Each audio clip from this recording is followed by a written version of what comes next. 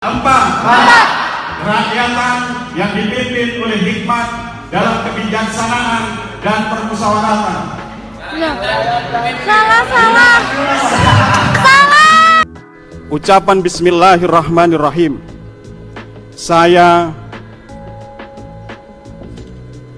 dengan hati yang sangat menyesal mengundurkan diri dari Ketua DPRD Kabupaten Lumajang untuk menjaga marwah DPRD Kabupaten Lumajang, untuk menjaga.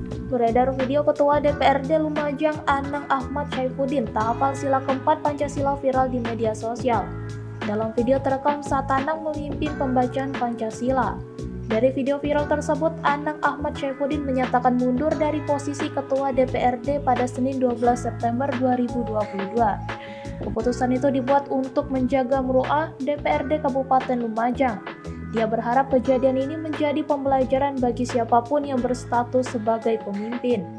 Video Ketua DPRD Lumajang Anang Ahmad Syaifuddin yang tak hafal Pancasila viral di media sosial dan aplikasi perpesanan dan menuai beragam komentar dari warganet. Ucapan Bismillahirrahmanirrahim. Saya dengan hati yang sangat menyesal mengundurkan diri dari Ketua DPRD Kabupaten Lumajang untuk menjaga marwah DPRD Kabupaten Lumajang, untuk menjaga. Terima kasih sudah nonton.